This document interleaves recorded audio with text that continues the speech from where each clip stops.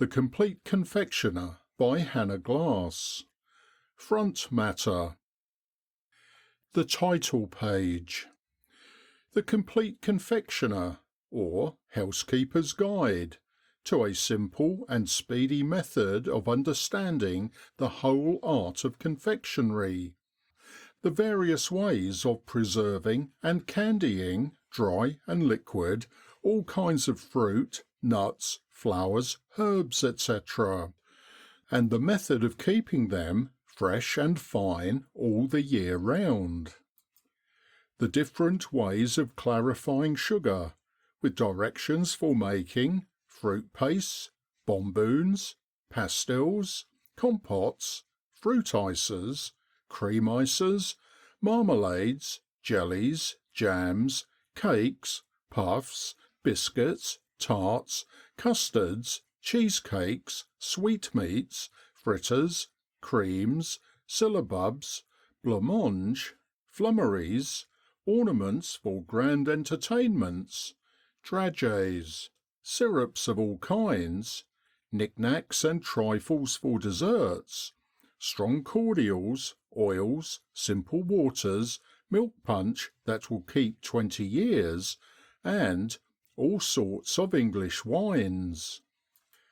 Also, the art of making artificial fruit with the stalks in it, so as to resemble the natural fruit, to which are added some bills of fare for desserts for private families.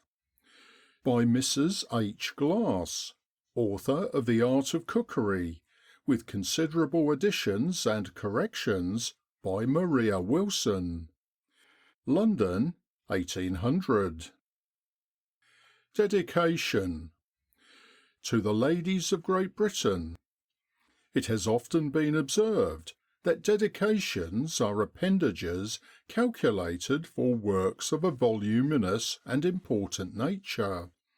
Yet, as there are many ladies in England whose distinguished worth is at once an ornament to their country, and whose example, both in private and public life, render them the most amiable patterns of domestic economy, and who consider it no degradation to their character, in descending to recommend to their domestics whatever may be either useful or ornamental at their tables. To them the following simple and practical receipts are, with the highest deference, dedicated, and, it is hoped, will obtain their approbation and patronage, which will be the highest gratification to. Ladies, your obedient humble servant, Maria Wilson. Preface. The value and importance of a work like the present must be sufficiently obvious to all heads of families and persons entrusted with the care of housekeeping, to require but little to be said in its recommendation. There is, perhaps, no book more wanted than A Complete Confectioner, there being scarcely any extant upon that subject. Some little tracts are indeed to be met with, but none on a plan extensive enough for general use.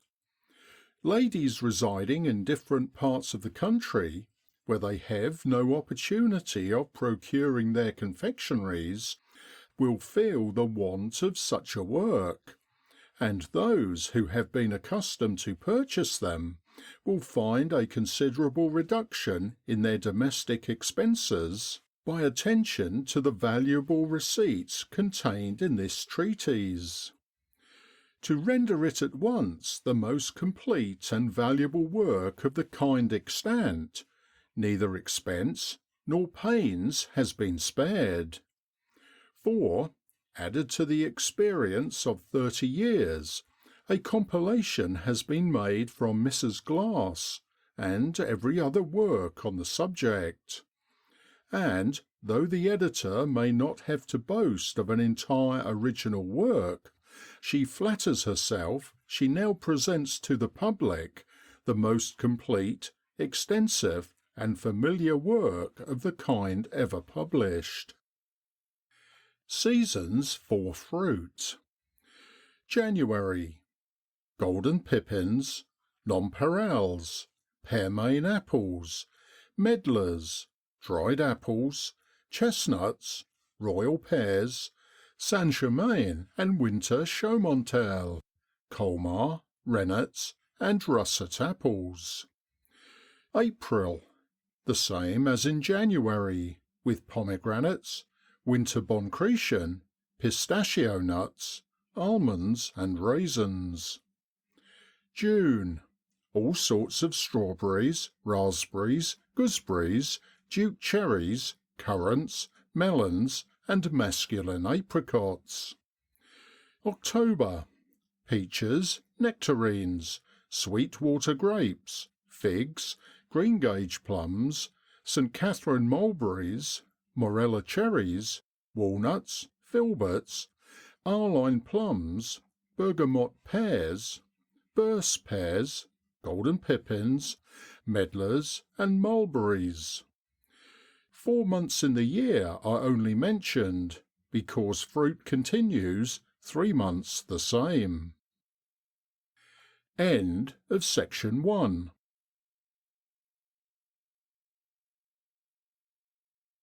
Sugars. It must be observed that the first thing necessary to be known is to be perfectly acquainted with the different degrees or heights of clarifying or refining sugar, and agreeably to the fruit you have to preserve, in order to have them done in a higher degree of perfection, you must be attentive to make use of such degrees of sugar so refined as is adapted to their different degrees of ripeness as well as to their different sorts. To clarify sugar. In proportion to 3 pounds of fine, lump or powder sugar, which you are to put in a skillet or boiler, break into an earthen pan the white of an egg, with near a pint of fresh water, and beat them up all together with a whisk to a white froth. Then put the whole into a copper kettle or pan, and set them on a clear and slow fire. When it begins to boil, do not fail to put a little more water in, and begin to skim it, till you see the scum appears thick on the top, and the sugar becomes pretty clear. That done, to clear it properly, sift it in a wet napkin or silk sieve, and pass it thus into what vessel you please, till you want to make use of it. Note: if the sugar does not appear very fine, you must boil it again before you strain it, otherwise, in boiling it to a height, it will rise over the pan. To boil sugar to the degree called smooth. When your sugar is thus clarified, put what quantity you have occasion for over the fire, to boil smooth, which you may prove by dipping your scummer into the sugar, and then touching it with your forefinger and thumb. In opening them, you will see a small thread drawn betwixt, which immediately breaks, and remains in a drop on your thumb. Thus it is a little smooth. Then, boiling more, it will draw into a larger string, and become very smooth. The blown sugar. Boil your sugar longer than the former, and try it thus. Dip in your scummer and take it out, shaking off what sugar you can into the pan, and then blow with your mouth strongly through the holes. And if certain bubbles or bladders blow through, it is boiled to the degree called blown. The feathered sugar. It is a higher degree of boiling sugar, which is to be proved by dipping the scummer when it has boiled a little longer. Shake it first over the pan, then give it a sudden flirt behind you. If it be enough, the sugar will fly off like feathers. The crackled sugar is proved by letting it boil rather longer, and then dipping a stick into the sugar, which immediately remove into a pot of cold water standing by for that purpose, drawing off the sugar that cleaves to the stick. If it becomes hard and snaps in the water, it is enough. If not, you must boil it till it comes to that degree. Note, your water must be always very cold, or it will deceive you. The caramel sugar is known by boiling yet longer, and is proved by dipping a stick, as aforesaid, first in the sugar and then in the water. But you must observe, when it comes to the caramel height, it will snap like glass the moment it touches the cold water, which is the highest and last degree of boiling sugar. Note, observe that your fire be not very fierce when you boil this, lest flaming up the sides of your pan it should cause the sugar to burn and so discolour it. End of section 2.